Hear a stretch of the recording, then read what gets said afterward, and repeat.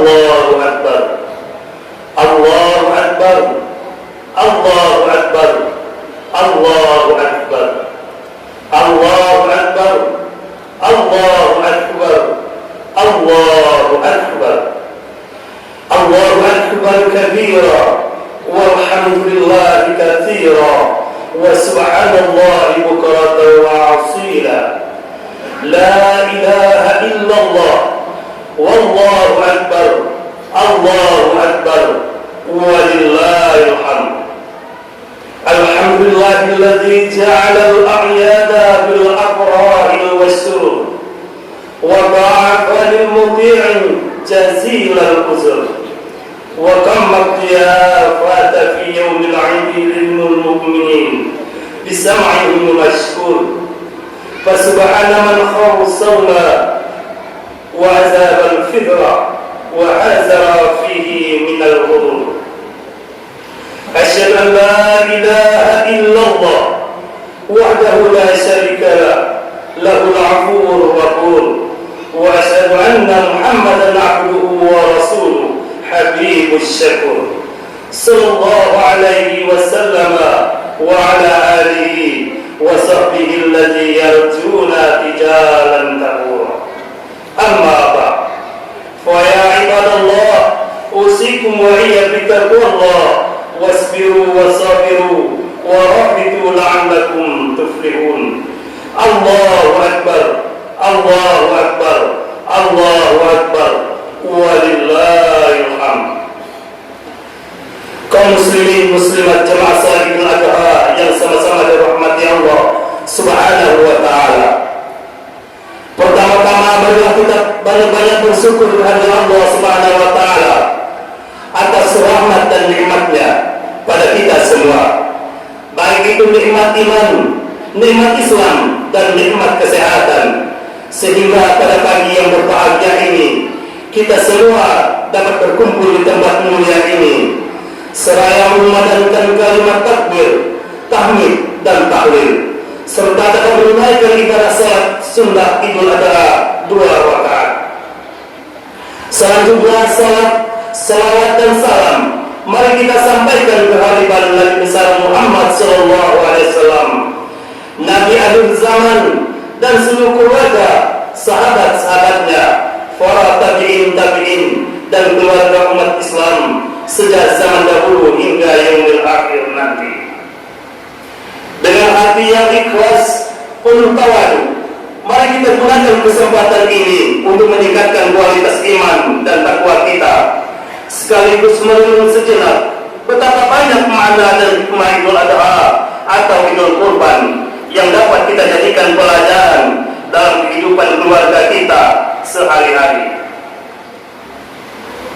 Kemarin tanggal 9 Zulhijjah, jutaan jemaah haji dari belahan dunia, termasuk Indonesia, bahkan ada pula saudara-saudara kita, tetangga kita hadir di sana, memenuhi panggilan mulia Rabb. Mereka hadir di padang Arafah untuk menunaikan ibadah wukuf sebagai puncak ibadah haji. Mereka mengenakan pakaian ihram tanpa memutih memadai penjuru tanah suci. Mereka berkumpul di satu titik yakni padang Arafah tanpa membedakan pangkat, jabatan, suku, bangsa, bahasa, dan warna kulit. Jutaan jemaah haji sujud dan bersimpuh di Arafah, sujud di depan Baitullah. Mereka beristighfar, berdoa, dan mohon ampun kepadamu ya Allah.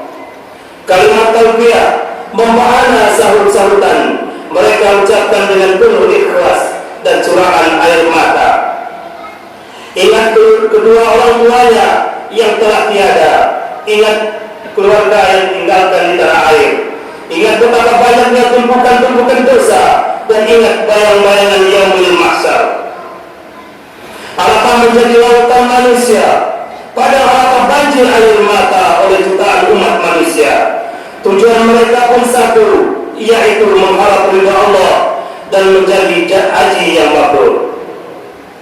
Labbaik Allahumma labbaik, labbaik la syarika labbaik, innal hamda wan ni'mata laka wal mulk la syarika lak.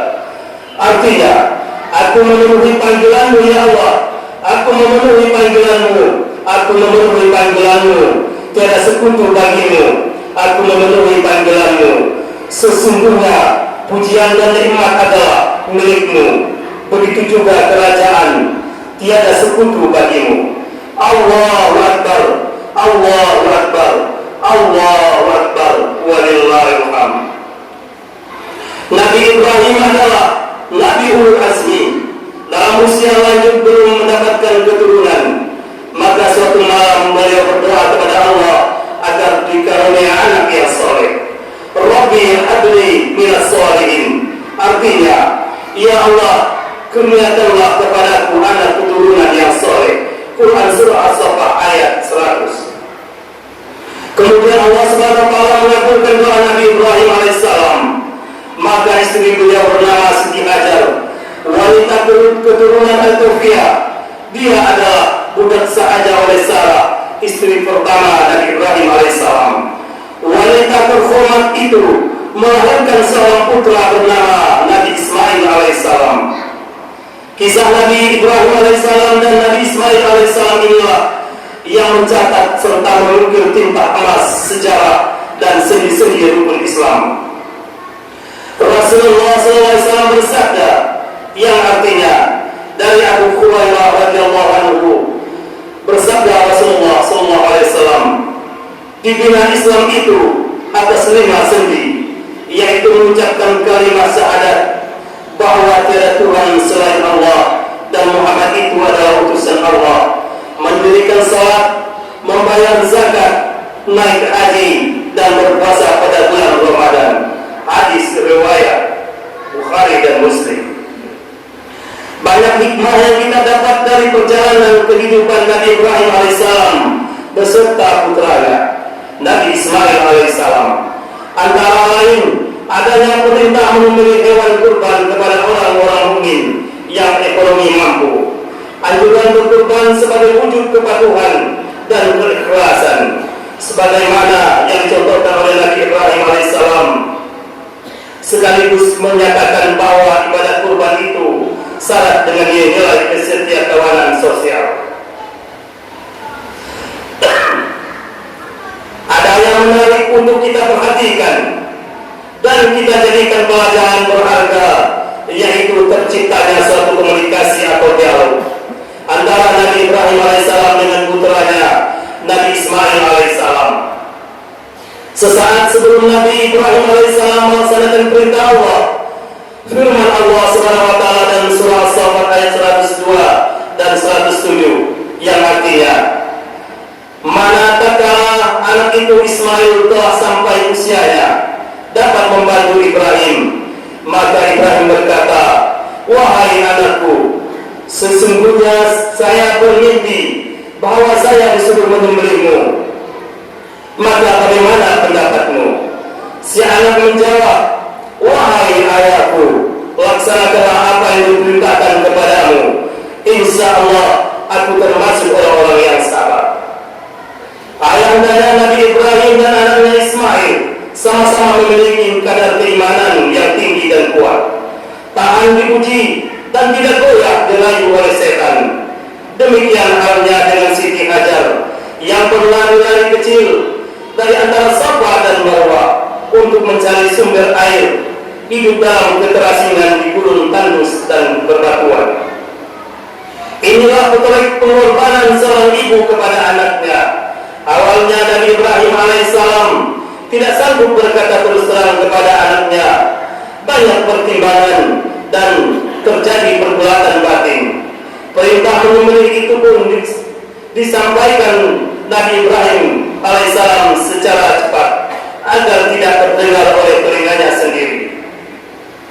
Nabi Ibrahim membisu, tertunduk dengan wajahnya pucat. Nabi Ibrahim seakan tidak sanggup menatap wajah anaknya yang sudah berusia remaja itu. Tapi sebaliknya, Nabi Ismail alaihissalam menyadari apa yang dialami oleh ayahnya tercinta. Nabi Ismail alaihissalam malah berusaha menenangkan hati ayahnya. Ismail menjawab, wahai ayahku, lakukanlah apa yang diperintahkan kepadamu. Insya Allah aku termasuk orang-orang yang sabar.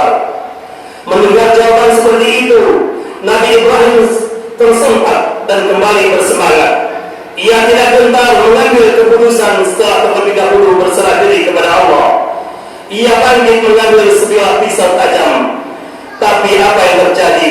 Atas izin Allah Subhanahu wa Ta'ala, pisau setajam sulit itu tidak mempan di leher putranya Ismail. Allah menebus anaknya Ismail dengan hewan kurban. Inilah awal mula anjuran beribadah kurban dengan menyembelih seekor hewan kurban berupa sapi, domba, atau seekor kambing sesuai dengan ketentuan dan syariat. Kaum muslimin dan muslimat jemaah salat Idul Adha yang sama-sama dirahmati Allah Subhanahu wa Ta'ala. Pelajaran lain yang dapat kita ambil dari Idul Adha atau Idul Kurban ini antara lain bahwa setiap umat Islam dituntut untuk mengedepankan dialog yang dibungkus nilai-nilai ukhuwah Islamiyah. Nabi Ibrahim alaihissalam telah membukti betapa pentingnya suatu dialog atau musyawarah sebelum mengambil suatu keputusan. Jika kita tarik dalam konteks kekinian, kita dituntut untuk membentuk keluarga yang memiliki akidah dan kadar keimanan yang kuat dan tangguh. Tidak mau mengadai akidah atau imannya gara-gara mengejar duniawi yang tak pasti ini. Nabi Ibrahim alaihissalam makin kuat keyakinannya karena anaknya Ismail alaihissalam, Siti Hajar istrinya, juga memiliki keyakinan dan kepatuhan serta kesabaran yang cukup tinggi kepada Allah Subhanahu wa Ta'ala sehingga berbanding sama dengan kadar keimanan Nabi Ibrahim alaihissalam. Nabi Ibrahim alaihissalam telah lulus pada ujian yang diberikan Allah Subhanahu wa Ta'ala. Beliau mendapat nilai tertinggi dengan yudisium luar biasa. Kalau kita kaitkan dengan kehidupan kita, apa kita bisa lulus dengan setiap ujian dan cobaan dari Allah Subhanahu wa Ta'ala? Padahal jenis dan materi ujian tidak sesulit apa yang diberikan kepada Nabi Ibrahim alaihissalam. Melalui kesempatan terbatas ini, mari kita bentuk dan bina keluarga kita dengan nilai-nilai keislaman, menjadi keluarga sakinah, mawaddah, warahmah yang penuh cinta dan kasih sayang. Kita tanamkan akidah yang kuat dan tangguh, memiliki sifat ikhlas, taat dan sabar, tidak memaksa kehendak di luar kemampuan. Jangan biarkan anak cucu kita, istri dan suami kita tidak sholat, buta aksara Al-Quran, akhlak dan ibadah mereka jangan sampai lemah. Perilaku kita harus Islam. Mari kita selamatkan diri kita dan keluarga kita dari ancaman api neraka. Itulah suatu pertanggungjawaban kita pada hari ini, esok, dan yang akan datang. Allah berfirman, artinya, hai orang-orang yang beriman, peliharalah dirimu dan keluargamu dari siksa api neraka. Quran Surah At-Tahrim ayat 6. Didik dan ajari, kalau perlu paksa seluruh anggota keluarga kita salat 5 waktu sehari semalam. Karena salat itu adalah tiang agama, pembeda antara orang Islam dengan orang kafir adalah salat 5 waktu. Makmurkan masjid ini, hiasi dan semangatkan dengan kegiatan-kegiatan ibadah, taklim, dan sosial kemasyarakatan. Masjid ini milik kita. Sebagai jemaah di lingkungan ini, kita jangan mempertentangkan masalah-masalah khilafiyah. Kita harus bersatu, mengedepankan persamaan, jangan memperbesar-besar perbedaan dan paham. Yang terpenting lagi, kita semua di lingkungan ini harus memperkokoh ukhuwah Islamiyah dalam mencikapi suatu perbedaan. Kita jangan hanya kuat dan kompak dalam gerakan-gerakan salat, tapi lemah di tengah-tengah masyarakat, berbangsa dan bernegara. Terus terang, solidaritas umat Islam sekarang ini kian rapuh, ibarat puing di tengah lautan, mudah hancur dihempas ombak ke tengah karang. Sebab tidak menutup kemungkinan ada negara asing yang tidak ingin melihat umat Islam Indonesia kokoh dan kuat. Allahu Akbar, Allahu Akbar, Allahu Akbar, walillahil hamd. Allah Subhanahu wa Ta'ala telah memberi kita nyawa Allah telah memberikan kita rezeki, Allah telah memberikan kita kesehatan, Allah memberikan kita kesenangan, Allah memberikan kita kekayaan dan segala-galanya. Dan Allah juga yang memberi cobaan, ujian dan teguran kepada umatnya. Dan Allah juga yang mencabut atau menambah nikmatnya kepada manusia. Mari kita berusaha semaksimal mungkin menempatkan diri kita sebagai hamba Allah yang pandai bersyukuri nikmat. Jangan sampai ada satu nikmat Allah pun yang kita dustai selama kita hidup di dunia ini. Allah berfirman, maka nikmat Allah yang manakah yang kamu dustakan? Quran surah Ar-Rahman. Allahu Akbar, Allahu Akbar, Allahu Akbar, walillahil hamd. Demikianlah khutbah yang dapat kami sampaikan pada pagi hari ini.